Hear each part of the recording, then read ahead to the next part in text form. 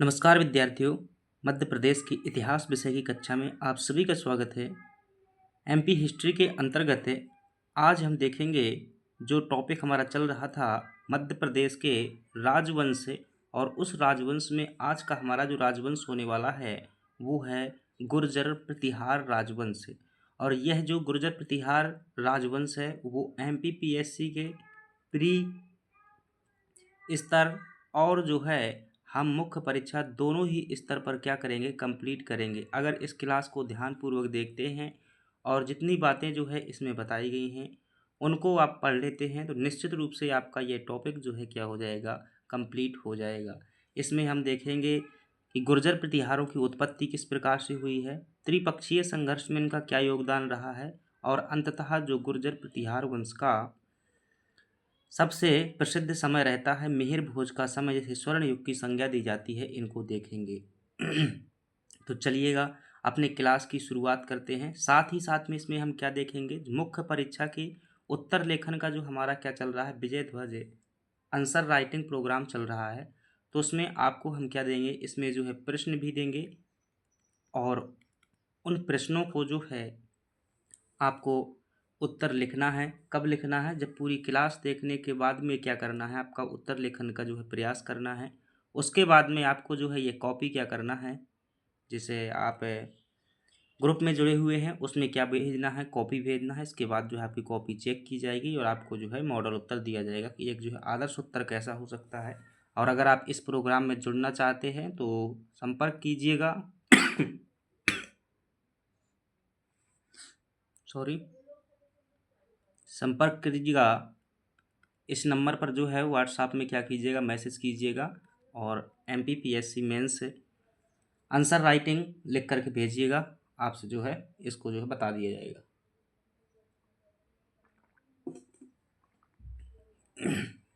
चलिएगा, सबसे पहला है हमारे पास में जो है मेंस के कौन कौन से यहाँ से प्रश्न हो सकते हैं उनको देख लीजिएगा। और यही प्रश्न जो है आपको क्या करना है, लिखना है। पहला प्रश्न आप लिखेंगे नागभट्ट प्रथम को लिखेंगे। दूसरा प्रश्न लिखेंगे आप ग्वालियर प्रशस्ति पर जो है प्रश्न लिखेंगे। ठीक है, ये 2 मार्कर के 2 प्रश्न लिखना है आपको। और जो 7th मार्कर में है वो हो जाएगा उत्पत्ति प्लस स्रोत। ठीक है, दोनों पर जो है एक प्रश्न लिखना है आपको 7 नंबर का, उत्पत्ति प्लस स्रोत पर।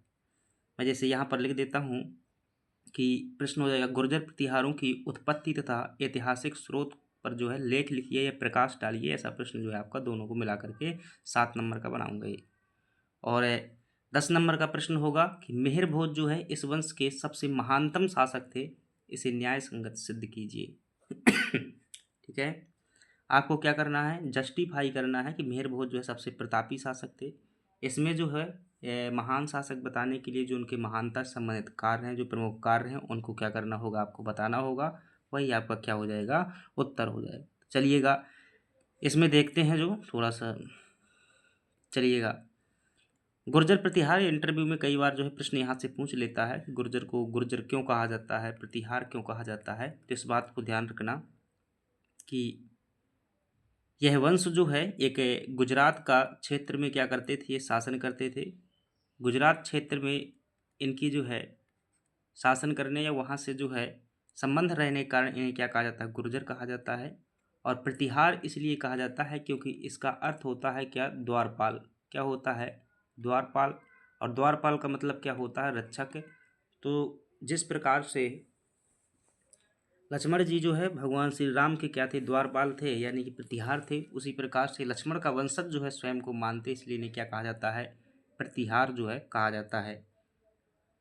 भौगोलिक उत्पत्ति के संदर्भ में देखेंगे यहाँ पर अगर, तो आपको जो है समझ आएंगी चीज़ें। इधर देखिएगा, भौगोलिक उत्पत्ति के संदर्भ में इन्हें गुर्जर क्यों कहा जाता है, तो आप कहेंगे कि यह राजवंश मूलतः गुजरात और जोधपुर क्षेत्र से उद्गमित हुआ। इस क्षेत्र पर शासन करने के कारण इन्हें क्या कहा गया है, गुर्जर कहा गया है। कुछ विद्वान इसे जो है गुर्जर जाति भी जो है मानते हैं।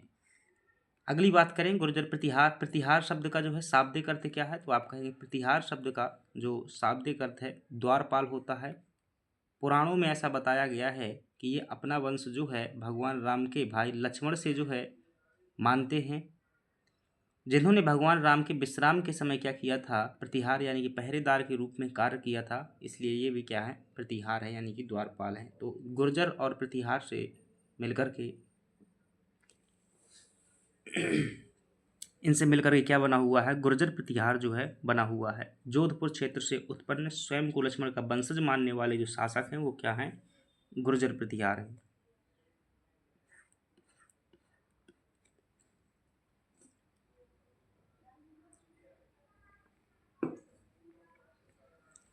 चलिएगा, इतिहास में जो है कहाँ कहाँ पर इनके प्रमाण देखने को मिलते हैं, कहाँ कहाँ पर जो है इनकी जानकारी देखने को मिलती है। देखिएगा, इम्पोर्टेंट है, ध्यान रखना, इनके जो है ऐतिहासिक साक्ष्य देना होता है। अगर इतिहास पढ़ रहे हो, अगर उनका ऐतिहासिक साक्ष्य ही नहीं है तो क्या मतलब का इतिहास, ऐतिहासिक साक्ष्य जो है ज़रूरी है। तो इनके साक्ष्यों में जो है, और आपका 7 नंबर का प्रश्न भी है कि ऐतिहासिक इनके साक्ष्य बताने हैं और साथ ही साथ में क्या करना है, ऐतिहासिक साक्ष्य के साथ में इनकी उत्पत्ति बताना है। तो इस आप जो है 4-5 साक्ष्य बता सकते हैं। एक ग्वालियर प्रशस्ति है, एक घटियाला अभिलेख है, एक जो है बराह अभिलेख और सागरताल अभिलेख है, और एक आपका क्या है, जोधपुर अभिलेख है। ग्वालियर प्रशस्ति क्या है, ये संस्कृत भाषा में ध्यान रखना लिखी हुई है, और इसमें जो है मिहिर भोज, नागभट्ट प्रथम और वत्सराज की जो है जानकारी मिलती है। और यहाँ इसमें तो जो है नागभट्ट को क्या कहा गया है, मलेच्छों का नाशक कहा गया है। क्या कहा गया है, अभी आगे देखेंगे, मलेच्छों का नाशक कहा गया है। तो ग्वालियर प्रशस्ति कहाँ पर होगी, ग्वालियर में होगी, संस्कृत भाषा में है, और मिहिर भोज इन शासकों के जो है जिक्र मिलता है। घटियाला अभिलेख जो है कहाँ पर है, ये राजस्थान में है, और इसमें जो है इनकी क्या मिलती है, वंशावली देखने को मिल जाती है कि इस वंश में कौन कौन से शासक हुए हैं, उनकी जानकारी मिल जाती है। बराह अभिलेख और सागरताल अभिलेख, इसमें जो है मिहिर भोज की उपलब्धियों की क्या मिल जाती है, जानकारी हमें देखने को मिल जाती है। और जोधपुर अभिलेख है, इसमें भी जो हमें क्या देखने को मिलती है, वंशावली। तो ये 4 जो क्या हो जाएंगे, इनसे संबंधित अभिलेख हो जाएंगे जिसमें यह जानकारी हमें देखने को मिल जाती है। अगली बात करें, अगर साहित्यिक स्रोतों में बात करेंगे तो इनके दरबार में जो क्या रहता था, एक विद्वान रहता था जिसका नाम है राजशेखर। क्या नाम था, राजशेखर। और राजशेखर जो है पहले गुर्जर प्रतिहारों के समय पर, फिर बाद में कलचुरियों के समय पर चला गया था। तो वहाँ पर जो है रहते हुए इसने क्या किया है, विद्यासाल भंजिका और सिद्धसाल भंजिका, विद्या नहीं है, विद्या, ठीक है। तो इन दो रचनाओं में जो है इनके गुर्जर प्रतिहार वंशों के बारे में बताता है राजशेखर। साथ ही साथ में जिनसेन जो जैन विद्वान था, जिसने हरिवंश पुराण नाम की जो ग्रंथ लिखा हुआ था, उसमें भी क्या मिलती है, इनकी जानकारी मिल जाती है। अन्य ग्रंथ में बात करेंगे तो खुम्माण रासो और जो है प्रबंध कोश, ये भी क्या है, और ग्रंथ है, इसमें इनकी क्या मिल जाती है, जानकारी मिल जाती है। तो आपने क्या देखा, इनके स्रोत के रूप में आपने क्या देखे, अभिलेख देखे और साहित्य देखा। अपने आप में जो है 7 नंबर का प्रश्न यहीं पर है, जो दोनों को मिलाकर के लिख दिया जाए तो 7 नंबर का हो जाता है। अगर जो है उत्पत्ति भी मैंने दे दी है साथ में, और थोड़ा सा इनके स्रोत भी दे दिए है, थोड़ा सा चैलेंजिंग बना दिया है, तो आपको थोड़ा सा काट छाँट करनी होगी कहीं ना कहीं। चलिएगा, अगली बात कर लेते हैं, इनकी उज्जैन की शाखा और भौगोलिक विस्तार। देखिए, जो गुर्जर प्रतिहार वंश थे, ऐसा माना जाता है कि इनकी बहुत सी शाखाएं थी, लगभग ऐसा कहते हैं कि 26 शाखाएं थी। इन 26 शाखाओं में जो सबसे शुरुआत शाखा मानी जाती है वो कहाँ पर रही थी, आपकी जोधपुर में जो है सबसे क्या थी, शुरुआती शाखा थी। और इसके बाद जो है उज्जैनी में भी इनकी शाखा रही है। तो हमें जिस शाखा पर फोकस करना है वो उज्जैनी शाखा पर, क्योंकि मध्य प्रदेश का हम इतिहास पढ़ रहे हैं और MPPSC का एग्ज़ाम है, तो ध्यान रखना उज्जैनी शाखा आपकी खास होगी। तो इधर देखिएगा, प्रतिहारों की जो मूल उत्पत्ति है वो कहाँ पर हुई है, जोधपुर जो इनका क्या रहा है, मूल केंद्र रहा है। गुर्जर प्रतिहारों की कुल कितनी शाखाएं हैं, तो आप कहेंगे 26 शाखाएं थी। इनमें से कई ने अलग अलग क्षेत्रों पर शासन किया। और इसके बाद हम बात करते हैं तो मूल शाखा कहाँ पर है, जोधपुर में है, कुल 26 शाखाएं हैं। इनकी अगर बात करेंगे हम उज्जैनी शाखा की, तो उज्जैनी शाखा पर जो है मुख्य फोकस है, तो इसे अवंती उज्जैन कन्नौज शाखा भी कहा जाता है। और इसका संस्थापक कौन है, तो नागभट्ट प्रथम। इस बात को क्या है, ध्यान रखिएगा। उज्जैनी कन्नौज शाखा का संस्थापक जो है वो कौन है, नागभट्ट प्रथम है। इसी को आपको क्या पढ़ना है, इसी शाखा को हमें पढ़ना है ठीक तरीके से। कन्नौज बाद में जो है ये क्या हो जाता है, शुरुआत में वो जो है उज्जैनी रहता है, बाद में क्या हो जाता है, कन्नौज हो जाता है। और कन्नौज क्यों था, क्योंकि हर्षवर्धन ने इसे जो है महत्वपूर्ण क्षेत्र बना दिया था। अब देखिएगा, हम देखते हैं त्रिपक्षीय संघर्ष के बारे में, और आई होप आप जो है त्रिपक्षीय संघर्ष जो है बहुत अच्छे तरीके से पहले से ही जानते होंगे। तो हर्षवर्धन के जब शासक था तो आप जानते हैं कि उसके समय पर जो है एक क्षेत्र हुआ करता था, और उस क्षेत्र का नाम क्या था, तो आप कहेंगे कि कन्नौज था। कन्नौज का महत्व क्या हो गया था, बहुत ज़्यादा बढ़ गया था, और कन्नौज वैसे भी गंगा यमुना दोआब क्षेत्र में पड़ता है, तो एक उपजाऊ क्षेत्र है। तो कन्नौज देखिएगा, हर्षवर्धन के पतन के बाद जो है भारत का पावर सेंटर बन गया था, क्योंकि यह अत्यंत उपजाऊ कृषि क्षेत्र था। तो यहाँ पर हर राजवंश जो क्या कर रहा था, अपने अपने को शासन करने के लिए जो है कोशिश कर रहा था। तो इधर पश्चिम में जो है मालवा क्षेत्र में कौन बैठे हुए थे, गुर्जर प्रतिहार बैठे हुए थे। दक्षिण में जो है राष्ट्रकूट इस समय पर शासन कर रहे थे, और पूर्वी और मध्य क्षेत्र में जो है पाल वंश का शासन था। इन्हीं तीनों के मध्य में जो लड़ाइयाँ हुई उसी को क्या कहा जाता है, त्रिपक्षीय संघर्ष कहा जाता है। इस त्रिपक्षीय संघर्ष की जो है शुरुआत किसके द्वारा की जाती है, गुर्जर प्रतिहारों द्वारा की जाती है, और यहाँ पर आक्रमण करते हैं, और जो पाल शासकों ने यह क्षेत्र अधीन कर लिया था उसको हड़प लेते हैं। देन इसके बाद में क्या होता है, राष्ट्रकूट शासक जो है दंती दुर्ग का जो है आक्रमण होता है, और यहाँ पर नागभट्ट प्रथम था, वो क्या होता है, राष्ट्रकूटों से पराजित होता है। बस इतना समझ लीजिएगा कि शुरुआत किसने किया था, गुर्जर प्रतिहारों ने, और अंत में जो है अंतिम रूप से विजित रहे थे वो कौन थे, तो गुर्जर प्रतिहार थे। गुर्जर प्रतिहार जो है हमेशा कन्नौज को जीत लेते थे और पालों को पराजित कर देते थे, लेकिन अंततः क्या होता था, इन्हें राष्ट्रकूटों से जो है पराजित होना पड़ता था। तो इस बात का ध्यान रख लीजिएगा। अब इसमें जो है ये त्रिपक्षीय संघर्ष है, इसमें गुर्जर प्रतिहार वंश के कौन कौन से शासक जो है संबंधित थे, तो आप कहेंगे इसमें जो है नागभट्ट प्रथम, ठीक है, नागभट्ट प्रथम, नागभट्ट प्रथम और वत्सराज, वत्सराज, और अगर हम बात करेंगे तो नागभट्ट द्वितीय, ये जो है मुख्य रूप से तीन शासक जो क्या थे, इससे संबंधित थे। और यहाँ पर देखेंगे तो दंती दुर्ग हो जाएगा, राष्ट्रकूट वंश में दंती दुर्ग हो जाएगा, ध्रुव हो जाएगा, और जो है आपका दंती दुर्ग हो जाएगा, ध्रुव हो जाएगा, और कृष्ण प्रथम जो हो जाएगा। ये जो है तीन शासक यहाँ संबंधित है। पालों में अगर बात करेंगे धर्मपाल और देवपाल संबंधित है। तो जो तीन शक्तियों के मध्य में जो संघर्ष हुआ उसे क्या कहते हैं, त्रिपक्षीय संघर्ष कहते हैं। प्रीलिम्स में प्रश्न आता है कौन सी शक्ति शामिल थी कौन नहीं थी, किस केंद्र को लेकर के हुआ था, कन्नौज को लेकर के हुआ था, शुरुआत किसने किया था, और अंतिम रूप से विजय कौन रहा था, तो गुर्जर प्रतिहार जो है शुरुआत करने वाले थे और अंतिम रूप से विजय भी रहे थे। अब देखिएगा, जो गुर्जर प्रतिहार मुख्य रूप से जाने जाते हैं वो किस लिए जाने जाते हैं, ध्यान रखना, यह जो है अरब आक्रमणकारियों को, ठीक है, अरबों को रोकने के लिए जो है क्या ये है, ये जाने जाते हैं। अब आप जानते हैं कि अरबों का जो आक्रमण हुआ था भारत में, सबसे पहले जिन्होंने आक्रमण किया था मुस्लिम शासकों ने, वो कौन थे, अरब थे, और 712 ईस्वी में क्या किया था, इन्होंने जो है आक्रमण किया था, ठीक है, 712 में आक्रमण किया था। लेकिन आपने कभी ये नहीं देखा होगा कि अरबों ने जो है जम्मू कश्मीर पंजाब क्षेत्र से आगे बढ़ करके जो है उत्तर भारत में मध्य क्षेत्र और उत्तर प्रदेश और यहाँ गुजरात राजस्थान में शासन किया हो, क्योंकि यह जो क्या करते थे उनको रोक देते थे। कौन, खासतौर से गुर्जर प्रतिहार जो है उन्हीं के लिए ये जाने भी जाते हैं। इन्हें जो है मलेच्छों का संहारक कहा गया है। गुर्जर प्रतिहारों को क्या कहा गया है, मलेच्छों का संहारक। मलेच्छ शब्द जो है किसके लिए प्रयोग किया गया है, यह अरबों के लिए शब्द प्रयोग हुआ है, और महाराणा प्रताप ने तो मुगलों के लिए शब्द प्रयोग किया था। तो मलेच्छों का संहारक किसे कहा गया है, इन्हीं को कहा गया है। अब देखिएगा, जो जैनी शाखा के शासक हैं उनका नाम है नागभट्ट प्रथम, जो शुरुआती शासक हैं। पहली बात तो ये क्या थे, आप जानते हैं संस्थापक थे, लेकिन संस्थापक की यहाँ बात ना है, यहाँ बात है अरबों के संदर्भ में जो है बातें हैं। आप देखेंगे तो एक अरब सैन्य कमांडर है जिसका नाम है अल जुनैद। क्या नाम है, अल जुनैद नाम का जो एक अरब है, एक सेनापति है अरब सेनापति है जिसका नाम है अल जुनैद।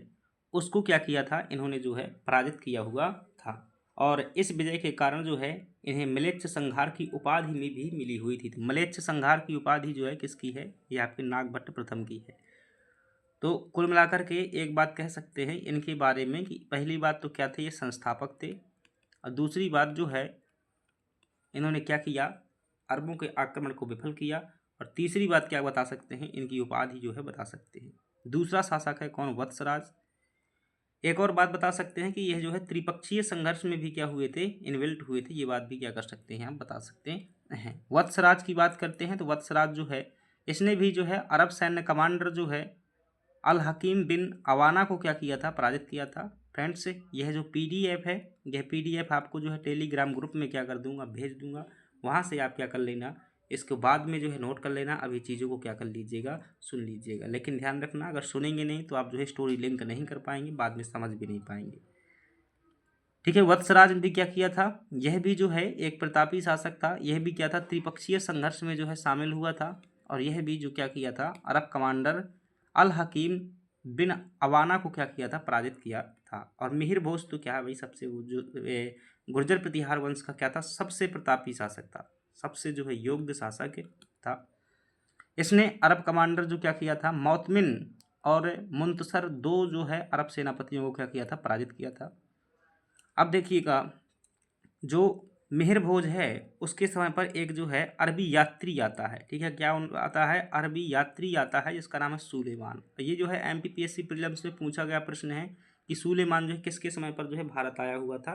तो आप क्या बताएंगे, ये मिहिर भोज के समय पर भारत आया। और सुलेमान जो है अपने विवरण में क्या कहता है कि मिहिर भोज जो है वो इस्लाम का क्या है, सबसे बड़ा शत्रु बताता है, बिगेस्ट एनिमी ऑफ इस्लाम, अरब खलीफाज। ठीक है, तो इस बात को भी क्या है आप ध्यान रखेंगे। यह धार्मिक से अधिक जो है सैन्य संदर्भ में था। तो ये जो है स्टेटमेंट कई बार सीधे परीक्षा में आ जाता है। सुलेमान किसके समय पर आया था, ये प्रश्न भी जो है पूछ लेता है।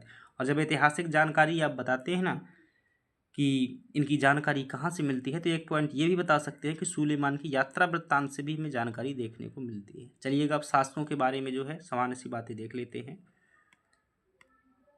नागभट्ट प्रथम के बारे में देखेंगे तो नागभट्ट प्रथम की जो है उपाधि है, इसे क्या कहा जाता है, म्लेच्छ संहार जो है कहा जाता है। क्या कहा जाता है, म्लेच्छ संहार कहा जाता है। दूसरी बात, शैडो ऑफ नारायण, ये उपाधि भी ध्यान रखना है किसकी है, ये भी जो है नागभट्ट प्रथम की है, यानी कि भगवान विष्णु का छाया।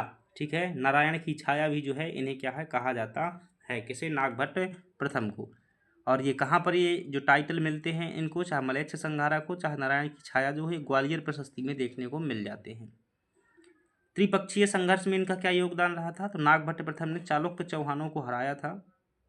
ये त्रिपक्षीय संघर्ष से नहीं, अलग इनको जो है पराजित किया हुआ था। और राष्ट्रकूट शासक जो है दंती दुर्ग से क्या हुए थे, पराजित हुए थे। तो यूँ कह सकते हैं कि पाल वंश के शासकों को जो है पराजित किया था त्रिपक्षीय संघर्ष में। और दंती दुर्ग से जो है क्या हुए थे, दंती दुर्ग कौन था, राष्ट्रकूट था, उससे पराजित हुए थे। उज्जैनी शाखा का इन्हें क्या कहा जाता है, संस्थापक कहा जाता है। इनकी राजधानी जो है उज्जैनी थी। काकुक एवं देवराज, देवराज को जो है देवभक्ति भी कहा गया है, कोई खास बात नहीं है। काकुक का अर्थ होता है हमेशा हंसने वाला। ने खोए हुए क्षेत्र जो है वापस जीते, परंतु जो है निसंतान मृत्यु हो गई। देवराज एक सामान्य शासक था। अगला शासक जो है वत्सराज है। तो ये दो दो नंबर में जो है हो सकते हैं, तो घबराइएगा मत। 2 नंबर में क्या कर सकते हैं, वंश बता सकते हैं, जानकारी बता सकते हैं, और साथ ही साथ में उनकी राजधानी बता सकते हैं। ऐसे जो है 2-3-4 बातें जो है पूरी कर सकते। वत्सराज जो है इन्होंने परमेश्वर की उपाधि धारण की थी, महाराज की उपाधि, रणहस्ती, और ये टाइटल भी जो क्या है इनका अति महत्वपूर्ण है, एक छत्र पुंगा विशु। ठीक है, तो ये किसे कहा जाता है, वत्सराज को जो है ये टाइटल ध्यान रखना, एक छत्र पुंगा विशु जो है कहा जाता है। अगली बात करते हैं, अगर त्रिपक्षीय संघर्ष के संदर्भ में देखेंगे तो पाल शासक इन्होंने धर्मपाल को क्या किया था, पराजित किया था। राष्ट्रकूट शासक जो है ध्रुव से क्या हुए थे, ये पराजित हुए थे, कौन, वत्सराज। और कन्नौज पर नियंत्रण स्थापित किया। ठीक है, और कच्छप घात वंश के वज्र दमन से भ्रमित ना हो, किसको, ठीक है, ये देवराज के बारे में बात की जा रही है। चलिएगा, अगली बात की जा रही है, अगला है हमारे पास में नागभट्ट द्वितीय। इनके बारे में क्या ध्यान रखना है कि इन्होंने महाराजा धीराज और जो है परमेश्वर की उपाधि धारण की। धर्मपाल पर पुनः आक्रमण कर उसे जो है मुंगेर तक खदेड़ दिया। और राष्ट्रकूट शासक जो है कृष्ण से क्या हुए थे, नागभट्ट द्वितीय भी पराजित हुए थे। तो त्रिपक्षीय संघर्ष में जो है क्या कर लेते थे, प्रतिहार शासक है कन्नौज को जीत लेते थे, पालों से जीत लेते थे, लेकिन अंततः क्या होते थे, राष्ट्रकूटों से पराजित होते थे। कन्नौज पर आधिपत्य के लिए आक्रामक सैन्य अभियान किए थे। रामभद्र, कोई खास जानकारी ना है, शासक ध्यान रखना इनका है, अत्यंत कमजोर शासक। इनके काल में जो है विघटन क्या हो गया, शुरू हो गया। आगे चल करके एक महान शासक आता है, तो इसको अच्छे से क्या करना है, आपको ध्यान रखना है। 10 नंबर का आपसे प्रश्न है कि इनकी जो है महानता को आपको न्याय संगत सिद्ध करना है। तो एक परिचय दीजिए, छोटा सा परिचय देने के बाद महानता के ये जो है 4 बिंदु बता दीजिएगा, बस 4 बिंदु में जो है 2 पेज भर दीजिएगा, अंत में निष्कर्ष बता दीजिएगा, बस हो जाएगा कि महान शासक है। कैसे कह सकते हैं किसी व्यक्ति को जो है महान शासक रहा हुआ है? तो कहने के लिए जो है आपको इन बिंदुओं से क्या कर देना है, उसकी जो है बातें बता देना है कि ये इतने ऐसे कार्य किए हुए हैं इसलिए वह महान है। अगर मिहिर भोज की बात करेंगे तो बताएंगे कि मिहिर भोज जो है गुर्जर प्रतिहार वंश का ही नहीं बल्कि समकालीन उत्तर भारत में जो है सबसे योग्य और प्रतापी शासक था, जिसने क्या किया था, संपूर्ण उत्तर भारत को एकीकृत करके एक बृहद साम्राज्य की जो है नींव रखी हुई थी। इसकी जो उपाधियां देखेंगे हम, किसकी, मिहिर भोज की उपाधियां देखेंगे तो प्रभास की उपाधि है, आदि बराह की उपाधि है, और मिहिर की जो है उपाधि है वैष्णव धर्म का जो है बहुत बड़ा क्या था, अनुयायी था। कई लोग जो क्या कहते हैं इन्हें विष्णु का अवतार भी जो है कह देते हैं कवि प्रशंसा में, हालांकि ऐसा कुछ नहीं है। चलिएगा, विष्णु धर्म का जो है बहुत बड़ा अनुयायी था। तो ये ध्यान रखना, उपाधियां एवं धर्म। अंत में एक पॉइंट और जो जोड़ सकते हैं कि वैष्णव धर्म का अनुयायी होते हुए भी अन्य धर्मों का क्या किया, सम्मान किया, अर्थात वह एक धर्म सहिष्णु जो है शासक था।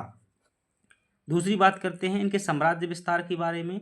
तो मिहिर भोज ने जो है ग्वालियर, कन्नौज, पंजाब, गुजरात और जोधपुर पर जो है सीधा नियंत्रण किया। इनके प्रभाव की जानकारी जो हमें कश्मीर तक देखने को मिलती है और इसकी पुष्टि जो है कल्हड़ द्वारा रचित राजतरंगिणी अभिलेख से हमें हो जाती, रचना से जो है हो जाती है।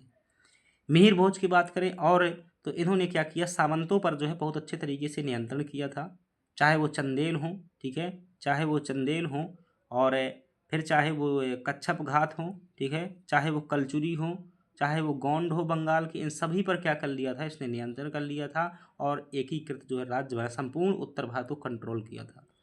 तो विभिन्न शक्तिशाली वंशों को जो है अपना इन्होंने क्या किया, सामंत बनाया। अभी अगली स्लाइड में देखेंगे सामंत के बारे में। गौंड वंश से जो है इन्होंने क्या किया, टैक्स वसूल किया था। जो बंगाल का गौंड वंश था उससे टैक्स वसूल किया था। इनके जो है मिलिट्री जो है वो देखेंगे, मतलब विजय कौन कौन सी हैं, जो सैन्य अभियान है वो कौन से हैं। तो इन्होंने जो है पाल शासक देवपाल को क्या किया था, पराजित किया था। अरब सैन्य कमांडर मोतमिन और मुंतसिर का क्या कर दिया था, नाश कर दिया था। शुरुआती दौर में जो है अमोघ वर्ष को हराया, बाद में क्या हो गया, इनसे पराजित हो गया। अमोघ वर्ष कौन था, अमोघ वर्ष जो है राष्ट्रकूट वंश का शासक था। तो शुरुआत में राष्ट्रकूट वंश के शासक को जो है पराजित किया, बाद में उन्हीं से जो है पराजित हो गया। अगली बात कर लेते हैं, गुर्जर प्रतिहार वंश का शासक मिहिर भोज है।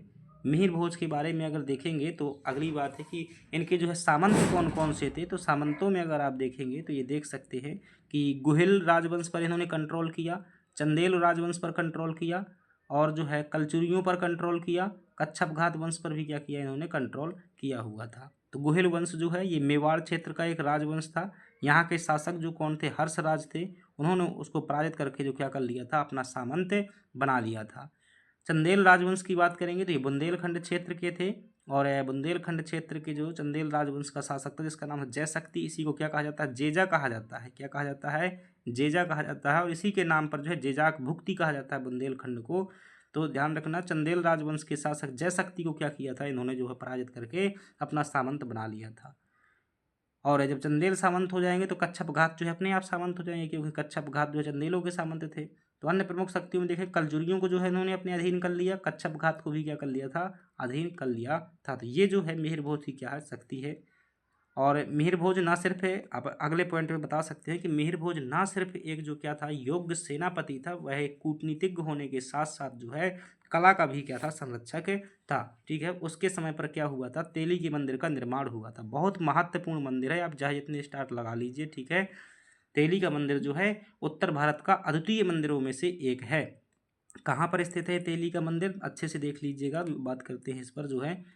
ये देखिएगा, ये तेली का मंदिर है, और तेली का मंदिर इसलिए से कहते हैं क्योंकि ऐसा कहा जाता है कि गुर्जर प्रतिहार वंश के शासक जो कौन हुए हैं, मिहिर भोज के समय पर ये क्या हुआ था, बना था। मिहिर भोज के, और ऐसा नहीं है कि मिहिर भोज ने जो है अपने शौक से बनवाया हो, तो लेकिन उसी के समय पर क्या हुआ था, निर्मित हुआ था। तो जिसके समय पर निर्मित होता है तो ऐसा कह देते हैं कि मिहिर भोज का समय ना सिर्फ सैन्य अभियानों का समय था, जबकि उनके समय पर जो है निम्नलिखित स्थापत्य का भी क्या हुआ है, विकास हुआ है। तो तेली के मंदिर की बात करें तो एक जो तेल बेचने वाले जो व्यापारी हुआ करते थे, उनकी क्या थी, एक जो मतलब ब्रांच शाखा हुआ करती थी, उनके द्वारा ये क्या करवाया गया था, बनवाया गया था। हालांकि कुछ लोग कहते हैं कि तेलंगाना के एक ब्राह्मण द्वारा बनवाया गया था, कुछ भी हो, ठीक है। तो चाहे तेलंगाना का ब्राह्मण हो, तेली के, और ज़्यादा लोग मानते हैं कि मतलब तेली के जो तेल बेचने वाले व्यापारी होते थे उनके द्वारा क्या किया गया था, बनवाया गया था। तो इसकी जो खास बात है ना, ये मंदिर दो उसमें बना हुआ है, ठीक है। उत्तर भारत की इसमें जो है मतलब नागर प्लस द्रविड़ शैली का क्या है, ये मिश्रण है, ठीक है, मिश्रण है। और इसका जो मतलब निचले वाला भाग है वो किस में बना हुआ है, नागर शैली में बना हुआ है, यानी कि उत्तर भारत की शैली में। और जो ऊपर वाला भाग है यानी कि शिखर वाला भाग है, वो शिखर वाला भाग किस में बना हुआ है, द्रविड़ शैली में बना हुआ है, यानी कि दक्षिण भारत की शैली में बना हुआ है। ये जो क्या है इसकी खास बात है। और ये उत्तर भारत का एकमात्र मंदिर है जिसका शिखर जो है द्रविड़ शैली में बना हुआ है। इस बात को ध्यान रखिए। किसके समय पर बना था, गुर्जर प्रतिहार शासक जो है मिहिर भोज के समय पर बना हुआ था। कहाँ पर है, ये ग्वालियर में है। यह मंदिर जो है आपको ग्वालियर में देखने को मिल जाएगा। मिहिर भोज के काल में जो है निर्मित किया गया था। विशेषता, यह मंदिर मुख्य रूप से भगवान विष्णु को समर्पित है, जो मिहिर भोज की जो है धार्मिक आस्था को क्या करता है, दर्शाता है, ठीक है। तेली का मंदिर ऐसा नहीं है कि तेल वाले भगवान है, यहाँ पर भगवान विष्णु का ये मंदिर है। इस बात को भी क्या करना, आप ध्यान रखना। चलिएगा अगली बात कर लेते हैं। तो ये बटेश्वर मंदिर समूह भी गुर्जर प्रतिहार वंश के समय पर बना हुआ था। तो बटेश्वर मंदिर, प्रीलिम्स में खूब प्रश्न आते हैं ये बात है। बटेश्वर मंदिर समूह कहाँ पर है, तो आप क्या बताएंगे, मुरैना जिले में है। और गुर्जर प्रतिहार स्थापत्य कला का एक जो है उत्कृष्ट उदाहरण है, जो इसे राजवंश के दौरान क्या हुआ था, ये फला फूला था। तो ये बातें आप देख लेते हैं, गुर्जर प्रतिहार वंश को सिद्ध कर देंगे। अंततः आप देखिएगा निष्कर्ष कैसे बताओगे, भाई निष्कर्ष बताना है गुर्जर प्रतिहार वंश का, कैसे बताओगे। अब निष्कर्ष में जो है कोई कहानी नहीं बतानी होती है। अब आप कहें या घर की, निष्कर्ष में देखिए आप लोग बता देते हैं, निष्कर्ष में क्या करना होता है, हमें अंत करना होता है। क्या करना है, निष्कर्ष में जो है प्रश्न को अंत करना है। तो कुछ इस प्रकार से बातें बताइएगा कि ऐसा लगे कि हाँ प्रश्न जो है यहाँ पर कंप्लीट हो गया है। अब ऐसा मत कहिएगा कि शुरुआत, ऐसा लगे कि यहाँ से शुरुआत हो रही है, ठीक है। तो अंत करना होता है। अब जैसे क्या कह सकते हैं यहाँ पर निष्कर्ष में, मैं बोल दे रहा हूँ, आप क्या कर लीजिएगा, लिख लीजिएगा कि इस प्रकार या अतः गुर्जर प्रतिहार वंश का जो है, अतः जो है गुर्जर प्रतिहार वंश का सबसे महान शासक मिहिर भोज था, जिसने अपनी योग्यता और कूटनीति से न सिर्फ संपूर्ण उत्तर भारत पर नियंत्रण किया, बल्कि वहाँ के सामंतों पर नियंत्रण स्थापित करके आंतरिक रूप से जो है राज्य को मजबूत किया। जिससे क्या हुआ, इन्हीं संगठित आंतरिक प्रयासों के बदौलत जो है खास तौर से विदेशी आक्रमण, अरबों के आक्रमण को जो है नियंत्रण किया जा सका। बस, तो उनका निष्कर्ष आपको कैसे बताना है कि उसके जो है बताना है कि वह एक योग्य शासक था। क्या था, वह एक योग्य शासक था।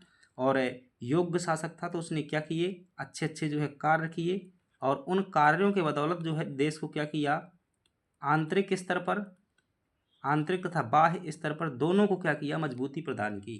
बाह्य स्तर पर मजबूती इसलिए प्रदान की ताकि अरब आक्रमणकारियों को जो है नियंत्रण किया जा सके, और जो सामंतों पर जो कंट्रोल स्थापित किया था, ये इस बात को प्रमाण है कि इन्होंने जो क्या किया था, संपूर्ण उत्तर भारत के जो है छोटे छोटे राजा थे उनको कंट्रोल किया था। तो ये जो क्या हो गया, इसका निष्कर्ष हो गया। अब इसमें जो है क्या रह जाता है, पतन हो जाता है। जैसे ही गुर्जर प्रतिहार वंश के और मिहिर भोज के समय पर सुलेमान का नाम जो है जरूर ध्यान रख लीजिएगा। अब गुर्जर प्रतिहार वंश के बाद जो है कोई योग्य शासक नहीं रह जाता है। तो अब जो है क्या होता है, इधर चंदेलों में क्या हो जाते हैं, योग्य शासक होते हैं, धंगदेव और विद्याधर जैसे लोग होते हैं। तो ये क्या हो जाते हैं, फिर से क्या करते हैं, इनको कंट्रोल करने लगते हैं। महेंद्रपाल जो है इसका शासक हुआ। कौन हुआ, महेंद्रपाल जो है गुर्जर प्रतिहार वंश का शासक हुआ। और महेंद्रपाल, भोज प्रथम, देवपाल, जयपाल ऐसे क्या हुए, शासक हुए, लेकिन सभी क्या थे, कमजोर शासक थे। अब महेंद्रपाल के समय पर यह बात ध्यान रखना, जो राजशेखर नाम का विद्वान है, ये महेंद्रपाल के समय पर भी था, राजशेखर, ठीक है, इनके समय पर भी था। इन शासकों ने साम्राज्य को थामने का प्रयास किया, परंतु क्या हुआ, केंद्रीय शक्ति जो है कमजोर होने लगी। और इसके बाद क्या हुए, जो सामंत थे, इनके कौन कौन से सामंत थे, चंदेल हो गए, कच्छप घात हो गए, और अन्य जो कलचुरी सामंत थे वो सभी क्या होने लगे, आज़ाद होने लगे गुर्जर मिहिर भोज के बाद। और कन्नौज जो है, कन्नौज के गुर्जर प्रतिहार सैन्य प्रमुख जो यहाँ के कौन थे, राज्यपाल थे, ठीक है। आप जानते हैं कि कन्नौज का जो सेना का प्रमुख था उसका नाम क्या था, राज्यपाल था। और उस राज्यपाल को किसने हत्या करवा दी थी, तो आप कहेंगे विद्याधर ने जो है हत्या करवा दी थी। चंदेल शासक विद्याधर ने जो हत्या करवा दी थी, और किसके माध्यम से, कीर्तिराज जो है कछवाहा शासक कीर्तिराज के माध्यम से। यानी कि विद्याधर ने जो है कछवाहा, कच्छप घात को जो क्या कर लिया था, अपना सामंत बना लिया था, इनसे जो क्या हो गए थे, मुक्त हो गए थे, ठीक है। तो इस प्रकार से क्या हो गया, पतन हो गया। राजवंश का अंत, 26 शाखाओं में बटा यह विशाल साम्राज्य अपने ही सामंतों के उदय और बाहरी आक्रमण के कारण जो है इतिहास के पन्नों में क्या हो गया, विलीन हो गया। अब जो है ये देख सकते हैं, इनका क्या है, अंतिम सारांश है, मतलब ये समझने के लिए है कि हमने क्या क्या पढ़ा हुआ है। तो आप कहेंगे कि हमने जो पढ़ा हुआ है उसमें से है, हमने मूल पहचान के रूप में देखा है कि उज्जैन शाखा का संस्थापक कौन था। नागभट्ट प्रथम था उज्जैनी शाखा में। इनकी राजधानी आरंभ में उज्जैन थी, बाद में जो है कन्नौज बन गई। शाब्दिक अर्थ इनका क्या होता है, प्रतिहार का शाब्दिक अर्थ होता है द्वारपाल अर्थात लक्ष्मण के वंशज। महाशक्तियों से संघर्ष, तो एक तो इन्होंने क्या किया, त्रिपक्षीय संघर्ष किया 3 शक्तियों से, और दूसरा जो है मलेच्छ संहार यानी कि अरबों के आक्रमण को क्या किया, नियंत्रण किया। दूसरा महानतम शासक, महानतम शासकों में देखोगे तो मिहिर भोज जो है, और इसकी जो है प्रभास और आदि वराह की जो है उपाधियाँ थी। चंदेल, गुहिलों और कलचुरियों को सामंत बनाया। ग्वालियर प्रशस्ति में जो इनका विस्तृत वर्णन मिलता है। ऐतिहासिक जानकारी कहाँ से मिलती है, तो ग्वालियर प्रशस्ति, घटियाला अभिलेख, बराह और जोधपुर अभिलेख है।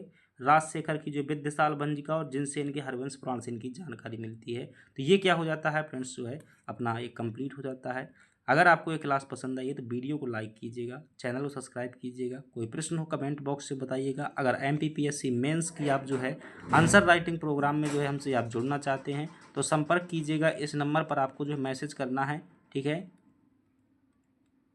मैसेज कीजिएगा और आपको जो है ग्रुप में ऐड कर दीजिएगा। बहुत धीरे धीरे क्या करते हैं, हम आंसर राइटिंग करते हैं। आज के प्रश्न जो है आपको बता दिए गए थे शुरुआत में, आपकी जो है पिछली कॉपियाँ जो है चेक की जा चुकी हैं। चलिएगा, थैंक यू। इसकी जो फीस है, जो मतलब है मेंस की आंसर राइटिंग है, हम बता दें 299 रुपये इसमें क्या लगती है, फीस लगती है। चलिएगा, थैंक यू वेरी मच, धन्यवाद।